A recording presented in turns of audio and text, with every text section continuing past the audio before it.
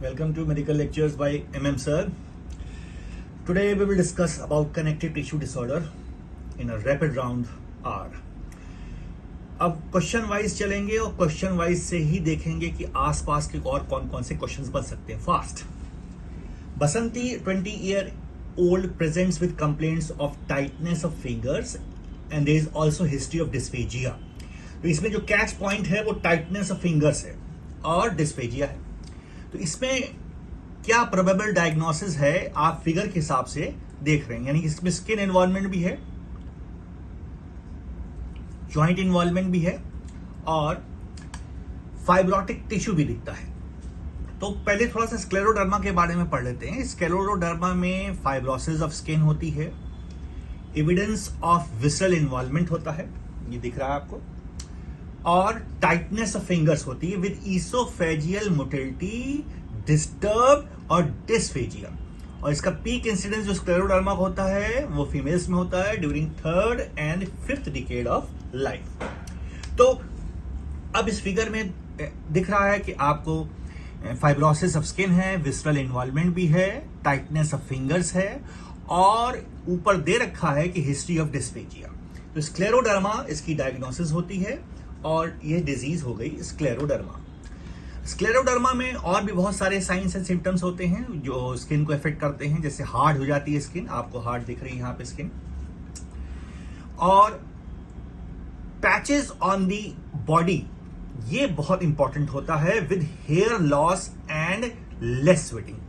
तो इस तरह की पैचेस होते हैं, हेयर लॉस हो जाता है, यहां पे हेयर लॉस हो जाता है और स्क्लेरोडर्मा इस तरह से प्रेजेंट करता है. स्किन में भी काफी कलर चेंजेस होते हैं, पहले स्किन तो हार्ड हो ही जाती है. सॉल्ट एंड पेपर लुक होता है. एक नेक्स्ट क्वेश्चन आ सकता है, सॉल्ट एंड पेपर लुक, यानी कि जैसे किसी भी खाने पे ऊपर से नमक या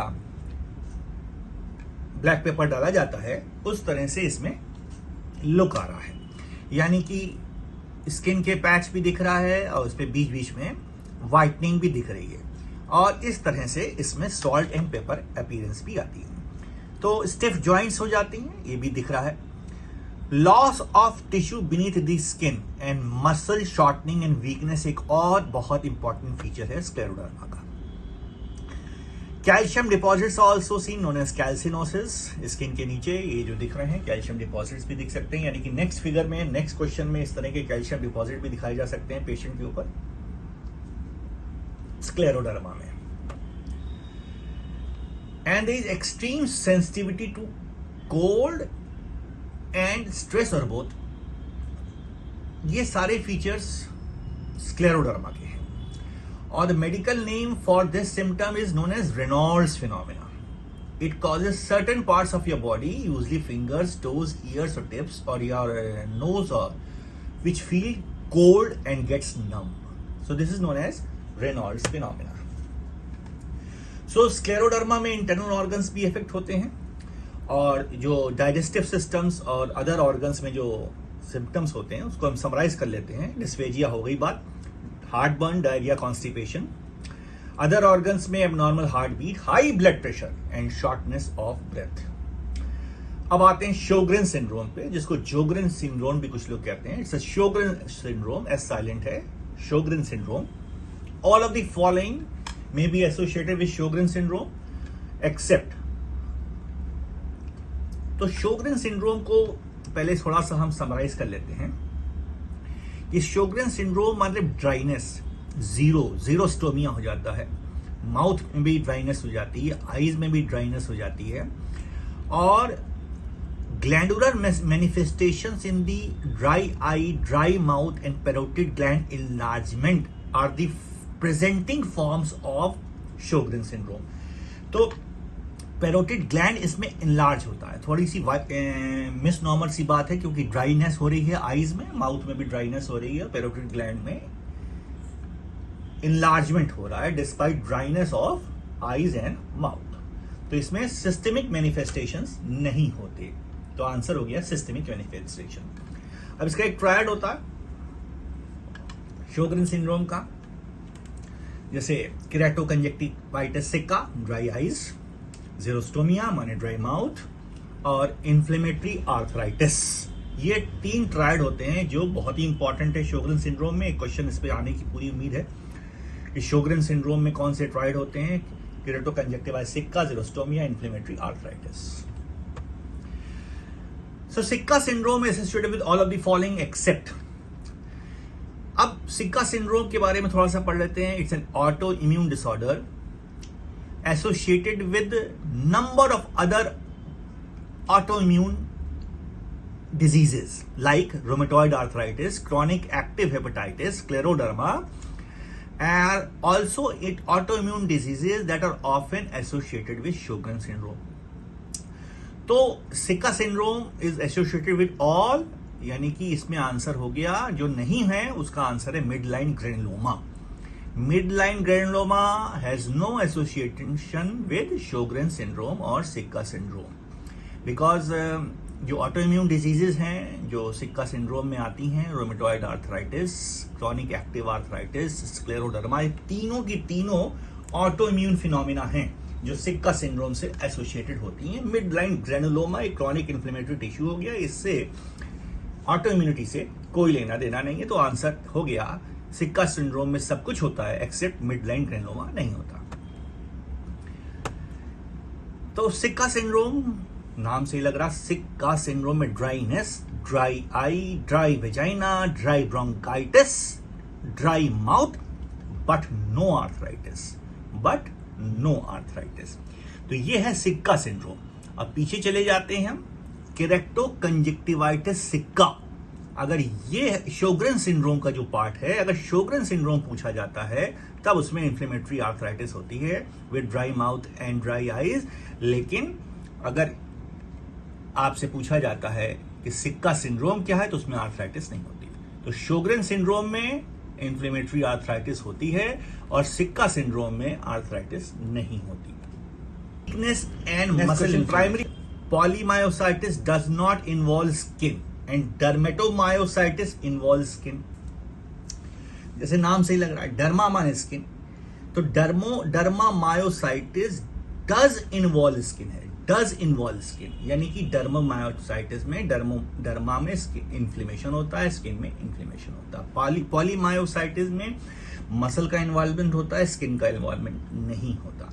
ठीक है, किन लोगों में ये होती है? HLA 8.1 जिनमें जेनेटिक सीक्वेंसेस होते हैं HLA 8.1। Female to male ratio 2:1 होता है, 40s की फीमेल्स में ज्यादा होता है, इसलिए फीमेल में आपका साइन लगा हुआ है पॉलीमायोसाइटिस। नेक्स्ट पे आते हैं।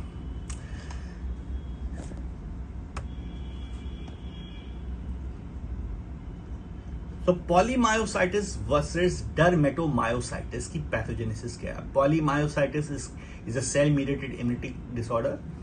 It involves CD8 cells because in CD8 cells are involved in CMI. Dermatomyositis is a humoral immunity disorder. दोनों में मेजर फर्क ये हो गया, वो CMI है और ये ह्यूमोरल है। इसमें बीटा सेल्स इन्वॉल्व होते हैं तो CD4 कॉम्प्लेक्स इन्वॉल्व होगा and it's leads to muscle necrosis. यानी पॉलीमायोसाइटिस और डर्मेटोमायोसाइटिस में जो मेजर डिफरेंस है, इम्यूनोलॉजिकल डिफरेंस हो गया। एक है CMI मीडिएटेड, सेल मीडिएटेड है पॉलीमायोसाइटिस। डर्मेटोमायोसाइटिस जिसमें डर्मा का इन्वॉल्वमेंट हो रहा है, वो है ह्यूमरल इम्यूनिटी इन्वॉल्वमेंट की मायोसाइटिस जिसमें CD4 इन्वॉल्व होता है। Features common to both polymyositis और डर्मेटोमायोसाइटिस में कॉमन दोनों में पाए जाते हैं, symmetrical proximal muscle weakness. Proximal muscle weakness होती है, मोस्ट कॉमन सिम्टम होता है। इंसिडियस ऑनसेट होता है इसमें। First muscles are affected of neck, shoulder and pelvic muscles, often mild and does not significantly impact functioning. So proximal muscle, symmetrical proximal muscle का involvement होता है दोनों में। आगे बढ़ते हैं। Features specific to dermatomyositis, skin findings होगी क्योंकि डर्मा लिखा हुआ है। हेलियोट्रॉफिक रैशेस होते हैं, इसमें 3 प्रकार के रैश होते हैं। एक तो बटरफ्लाई रैश होता है जो आपको दिख रहा है बटरफ्लाई जैसा, जो सिस्टेमिक लूपस एरिथेमेटोसिस में भी कॉमन होता है, अकर्स ऑन फेस, और ये मिमिक करता है SLE जैसे रैश में, जिसको हेलियोट्रॉपिक रैश कहते हैं। Which is found in dermatomyositis. एक साइन और होता है, क्योंकि साइन और सिंड्रोम का भी 10% नेक्स्ट में आने की उम्मीद है। तो गॉट्रेंस पेप्यूल्स होते हैं इनमें फेस के ऊपर। Polymyositis versus dermatomyositis, features specific to dermatomyositis बता दिया गया है। स्किन फाइंडिंग ज्यादा होती हैं इसमें, हेलियोट्रॉफिक रैशेस होते हैं और गॉट्रेंस पेप्यूल्स होते हैं। गॉट्रेंस साइन जिसको कहते हैं, ये अब आपको हम और क्लियर दिखाते थे। ये are erythematous scaly patches occurs on the knuckles, ये नकल्स पे पाए जाते हैं और ये खास बात होती है डर्मेटोमायोसाइटिस के, जिसको गॉट्रेंस साइन भी कहते हैं। So which is not a feature of polymyositis, pharyngeal muscle involvement होती है, Gotran's rashes, proximal muscle involvement, pain in leg. Answer है Gotran's rash. Gotran's rash is a feature of dermatomyositis. अभी दिखाया हमने, is a feature of dermatomyositis and is characterized by edema on the knuckles and have scaly eruption. Polymyositis में नहीं होता। Polymyositis में वो सारी जो अभी बताए हैं, प्रॉक्सिमल मसल वीकनेस होती है, जो कॉमन दोनों में है, प्रॉक्सिमल मसल वीकनेस होती है दोनों में, और जो स्पेसिफिक है डर्मेटोमायोसाइटिस में वो है गॉट्रेंस रैश, जो नकल्स पे हो जाते हैं, स्किन का इन्वॉल्वमेंट होता है और हेलियोट्रॉफिक रैशेस होते हैं, जिसमें बटरफ्लाई रैश होता है, वे जो SLE से मिलता जुलता है। तो डर्मेटोमायोसाइटिस में ये याद रखने वाली बात हो गई कि स्किन का इन्वॉल्वमेंट होता है और नकल्स पे रैशेस, स्केली रैशेस हो जाते हैं, इसको गॉट्रेंस साइंस कहते हैं। और पॉलीमायोसाइटिस, डर्मेटोमायोसाइटिस के दो जो कॉमन चीजें हैं वो प्रॉक्सिमल मसल इन्वॉल्वमेंट है, फेरिंग्स और नेक मसल्स की, और जो मेन डिफरेंस है वो डर्मा का है, जो डर्मेटोमायोसाइटिस में है और पॉलीमायोसाइटिस में नहीं है। और आगे बढ़ते हैं, other feature specific to dermatomyositis, यानी डर्मा की बात कर रहे हैं। शॉल साइन, जब शॉल पहनते हैं तो इस तरह का कवर करता है शॉल, तो ये इस तरह का पैच पड़ता है शोल्डर और बैक्स पे, वो शॉल साइन होता है, डर्मेटोमायोसाइटिस में पाया जाता है। और rashes on the neck and upper chest पाए जाते हैं। लास्ट एंड लीस्ट कैल्सिनस क्यूटिस, ये चिल्ड्रन में पाई जाती है, वेरी पेनफुल होती है। ये देखिए इस तरह से क्यूटिस हो जाती है स्किन पे, और ये होते हैं सारे डर्मा में, डर्मेटोमायोसाइटिस में। और हॉल्स्टर साइन जो होता है एक स्पेसिफिक साइन है, जो थाई पे इस तरह के रैशेस पड़ जाते हैं। यानी जितने डर्मा के इन्वॉल्वमेंट होंगे वो डर्मेटोमायोसाइटिस में होंगे, चाहे रैश ऑन द शोल्डर हो, रैश ऑन द नेक हो, rash on the lateral thigh हो, जो हॉल्स्टर साइन कहते हैं। शॉल साइन ऊपर शोल्डर पे होता है, वी साइन नेक पे हो जाता है, आगे से नेक पे देखेंगे तो वी जैसा दिखेगा। हॉल्स्टर साइन होते हैं लेटरल थाइस पे, और कैल्सिनस क्यूटिस चिल्ड्रन में वेरी पेनफुल होती है, जो स्किन पे इन्वॉल्वमेंट होता है। तो ये हो गए पॉलीमायोसाइटिस और डर्मेटोमायोसाइटिस के डिफरेंसेस और कॉमन फीचर्स। अब हम आते हैं उनकी लेबोरेटरी डायग्नोसिस में। सीकेनैक करते हैं, टोटल क्रेटिन काइनेज बढ़ा होता है, और जो डायग्नोस्टिक क्राइटेरिया होता है सिमेट्रिक प्रॉक्सिमल वीकनेस होती है दोनों में, एलिवेटेड एंजाइम्स होते हैं, सीपीके या सीकेनैक, ईएमजी में एब्नॉर्मलिटीज होती है, muscle biopsy is the gold standard test. इसके अलावा एएनए टेस्ट भी करते हैं जो नॉन स्पेसिफिक होता है, और एंटीबॉडीज पाई जाती है, एंटीजीओ, एंटीएमआई, एंटीएसआरपी पाई जाती है। और जो गोल्ड स्टैंडर्ड टेस्ट है वो मसल बायोप्सी है, जिसमें पेरीवैस्कुलर पेरीमाइजियल इन्फ्लेमेशन फाइब्रोसिस दिखती है डर्मेटोमायोसाइटिस में, और एंडोमायोसाइल इन्फ्लेमेशन दिखता है, फाइब्रोसिस दिखती है पॉलीमायोसाइटिस में। तो पेरीवैस्कुलर और पेरीमाइसियल दिखती है डर्मेटोमायोसाइटिस में, और एंडोमायोसाइल दिखता है पॉलीमायोसाइटिस में। ये मेजर डायग्नोस्टिक डिफरेंस है दोनों में मसल बायोप्सी में। ट्रीटमेंट स्टेरॉइड्स है दोनों का, ये इम्यूनोसप्रेसिव ड्रग्स हैं, हाइड्रोक्सी क्लोरोक्विन भी ट्राई करते हैं डर्मेटोमायोसाइटिस में। और लास्ट है फिजिकल एंड ऑक्यूपेशनल थेरेपी।